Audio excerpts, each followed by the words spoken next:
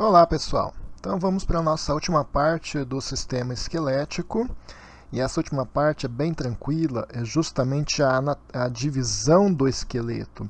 Nós já trabalhamos todo o conteúdo introdutório, a parte de generalidades, características, formação do osso, dividimos e classificamos esses ossos e agora nós vamos colocá-lo, na divisão do esqueleto, porque o esqueleto todo é formado, é esse conjunto de ossos todos que nós estamos vendo. Mas ele tem uma divisão peculiar, a gente vai ver isso agora. Qualquer dúvida, qualquer pergunta que vocês tenham, me mande um e-mail, meu e-mail está aqui. Qualquer comentário, deixe nos comentários que eu respondo para vocês. Vamos em frente. Basicamente, então, o nosso esqueleto ele é dividido em duas partes. A primeira parte é o esqueleto axial.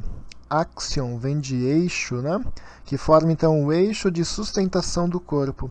Então esse esqueleto axial é constituído pelos ossos do nosso corpo que dão a sustentação para as partes moles, dão a sustentação para os ossos dos membros superiores e membros inferiores. Então essa parte central. Então quem constitui esse esqueleto axial? Ele é formado então pelo crânio, com seus 22 ossos. Não estamos contando aqui os ossículos da audição. Então, crânio com 22 ossos, a coluna vertebral, com seus 33 ossos, 33 vértebras, aqui contando o osso sacro e o cóccix como tendo as suas vértebras separadas, os 12 pares de costelas, o osso externo e o osso hioide. Então esses são os constituintes para o nosso esqueleto axial. Eles estão aqui, o esqueleto axial formado por 80 ossos, aqui estão os constituintes então desses ossos que formam o esqueleto axial. Então nós vamos estudar um pouquinho de cada um, vou dar um conceito teórico, uma abordagem teórica inicial, e mais informações eu vou postando para vocês em atividades práticas. Eu vou tentar fazer um vídeo de uma prática com os ossos do crânio, já tem ali no canal, ali vocês podem acessar, olhem, assistam, mas eu vou passar um introdutório antes disso. Vamos em frente. Então a primeira parte do nosso esqueleto axial é o crânio, é o esqueleto da cabeça. Esqueleto porque os ossos estão todos articulados. Então toda vez que eu tenho a palavra esqueleto, significa que esses ossos estarão articulados. Se os ossos não estiverem articulados, nós chamamos de ossada. Então, o esqueleto da cabeça pressupõe que os ossos estão articulados. Eu posso dividir o crânio em duas grandes partes. Em víscero-crânio, que são os ossos relacionados com os órgãos dos sentidos, com a cavidade bucal, com a cavidade nasal, e são 14 ossos. São ossos menores, ossos muitas vezes mais delicados e mais leves. Já o neurocrânio é a parte maior. São ossos grandes, robustos, que formam uma cavidade no seu interior, chamada de cavidade craniana. E essa cavidade craniana, por sua vez, ela aloja e protege o nosso encéfalo.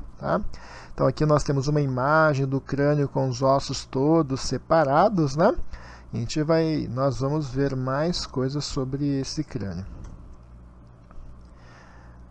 Essa imagem, então, nos mostra justamente essa divisão entre neurocrânio e víscerocrânio. Então, aqui o neurocrânio, ossos grandes, ossos muito robustos, que na totalidade formam uma cavidade chamada de cavidade craniana, e essa cavidade aloja e protege o nosso encéfalo. A parte de baixo é formada pelos ossos do víscerocrânio.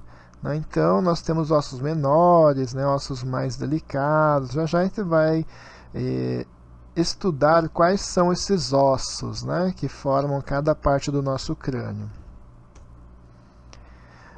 Então, como eu disse para vocês, Aqui eu tenho uma abertura, fizemos um corte transversal, retirei a parte superior do crânio, chamada de calota craniana, para mostrar justamente essa cavidade craniana que aloja o nosso encéfalo.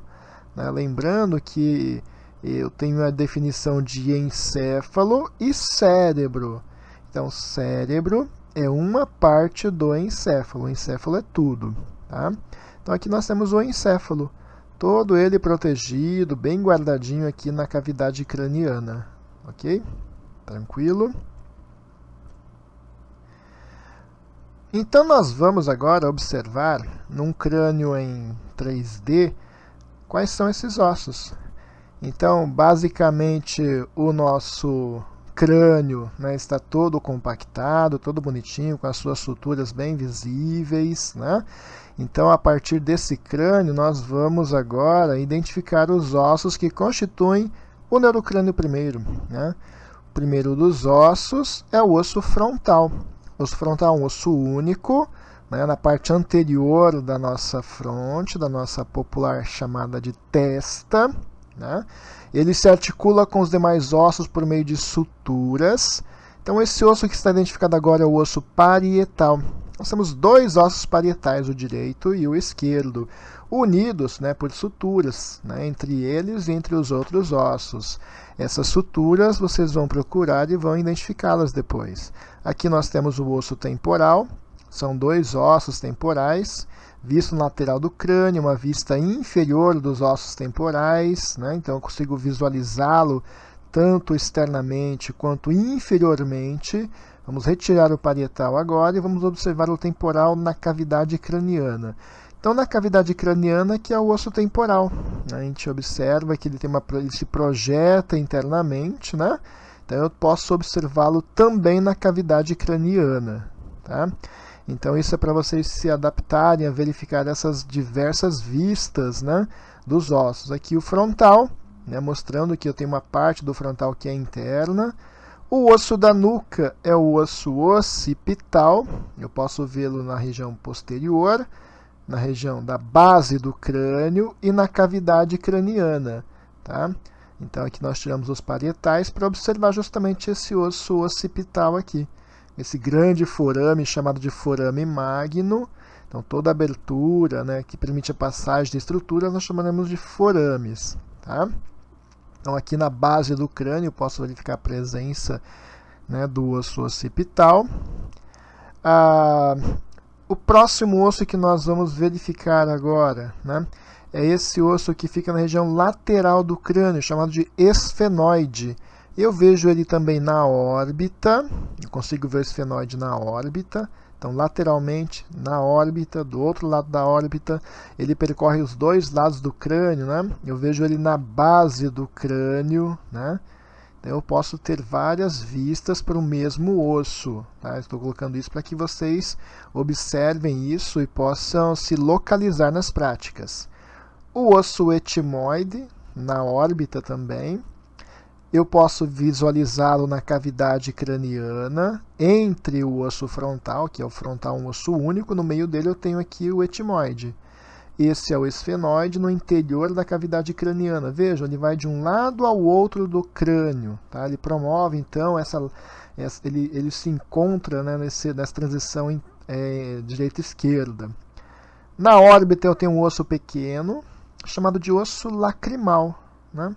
Então, não que a lágrima seja produzida nesse local, mas é um osso que recebe, a gente vai ver isso na próxima imagem, tem um canal nessa região, dentro desse canal tem um ducto, né, que escorre a lágrima, chamado de ducto nasolacrimal, ou canal lacrimal.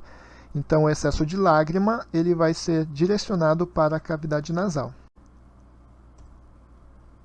Nessa imagem, né, voltando aqui um pouco o esfenoide lateralmente, internamente, justamente para mostrar essa posição do osso de um lado a outro do nosso crânio. Né? Então, o osso que eu visualizo ele em várias imagens, várias vistas possíveis. Né? E aqui o nosso, dentro da órbita, o nosso osso esfenoide. Então, se atentem a essas posições, a essas identificações desses ossos. Tá? Então nem sempre ele vai estar no localzinho que você estudou, pode ser que ele esteja em outros locais. Novamente o osso etimoide, né? De um lado a outro aqui na órbita.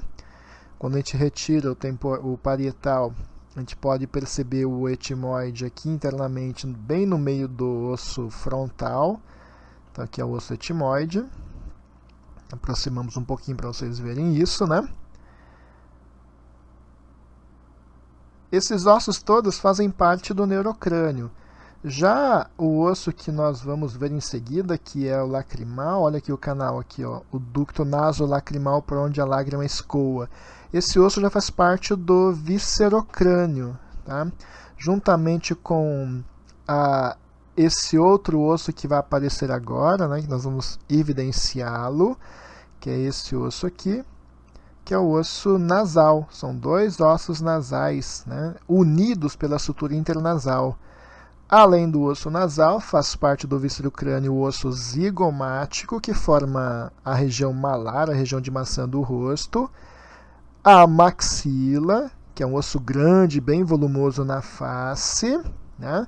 A maxila inferiormente forma para nós o palato, mas olha, eu vejo ela aqui anteriormente, lateralmente, posteriormente também na órbita, tá? Então, observem esses locais onde eu posso visualizar a maxila. Dentro da cavidade nasal nós temos um osso grudadinho aqui na parede, de um dos dois lados, é chamado de concha nasal inferior. São dois ossos também. São duas conchas nasais inferiores. Tá? Então é para vocês localizarem. A mandíbula, o único osso móvel do crânio, né? Ela está ligada por articulações sinoviais aos ossos temporais. Aqui a maxila novamente. Nós vamos observar na face interior, na face interna aqui da cavidade da boca, que a maxila forma para nós o palato, o popularmente conhecido como céu da boca. Então aqui a maxila, dos dois lados. E atrás da maxila tem um outro osso chamado de osso palatino.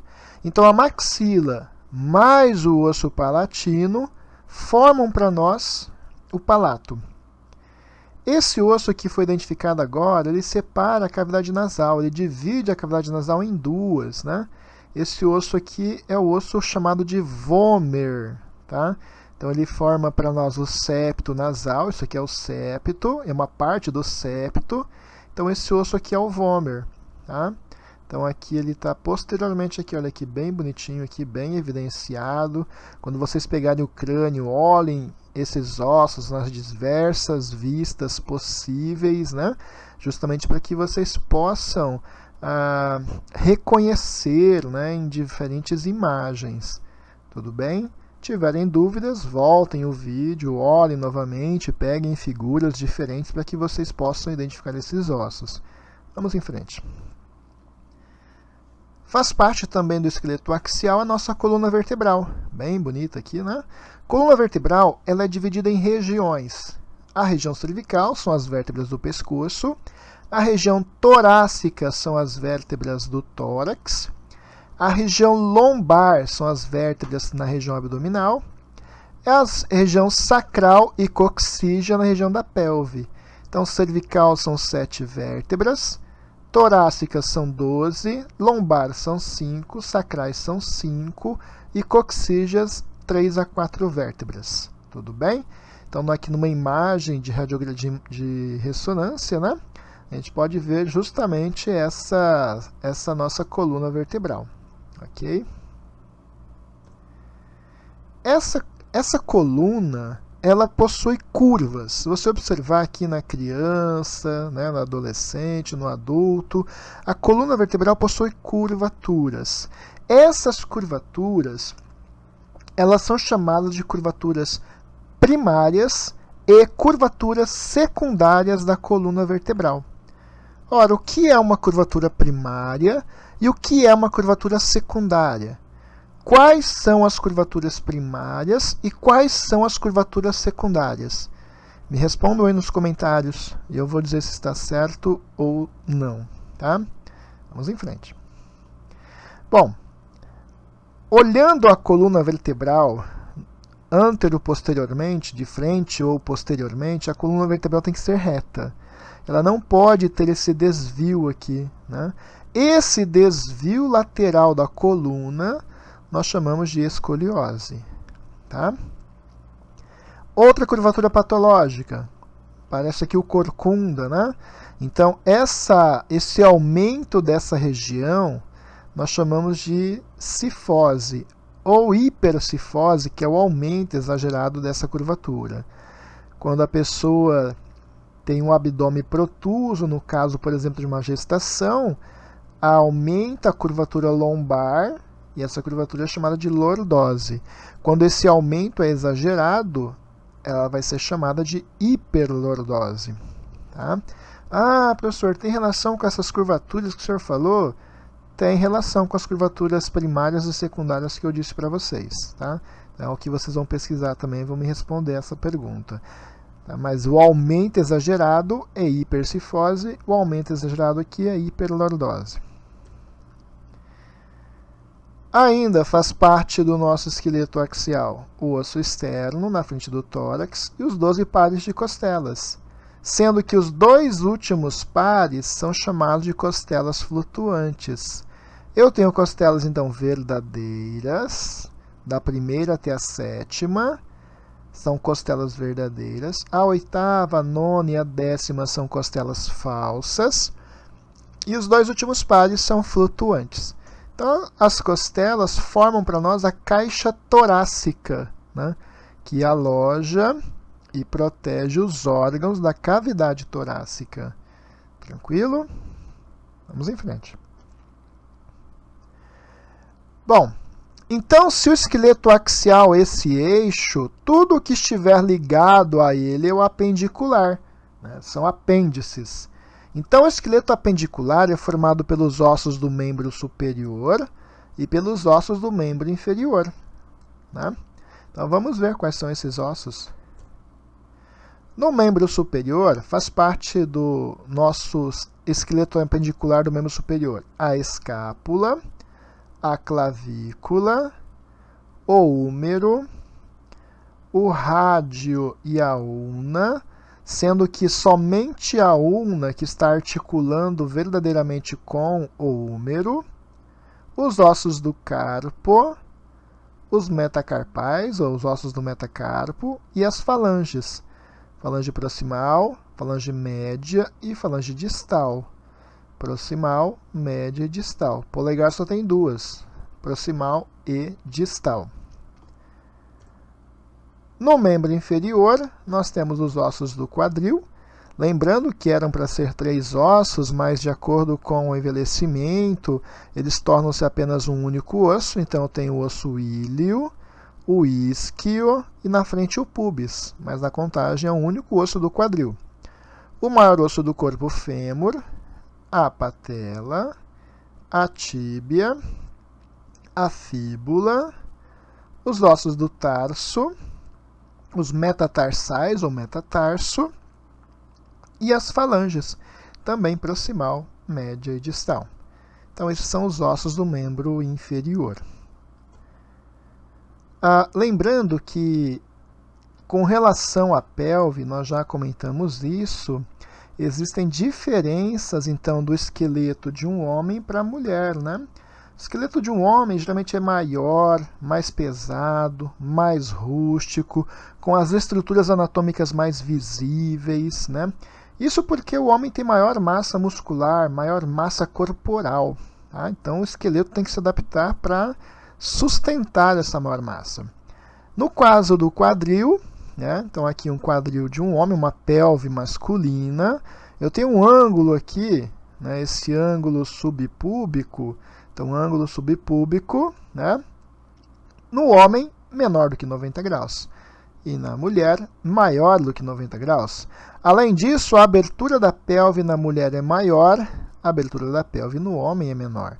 Então, a pelve da mulher ela é maior, mais aberta, mais larga dessa forma, porque ela é adaptada para a gestação, coisa que não acontece no homem. Né? Então, essa foi a nossa aula sobre a divisão do esqueleto. Espero que vocês tenham gostado, que vocês aproveitem, estudem, façam perguntas, comentários, né? Uma boa aula e um bom estudo. Até a próxima!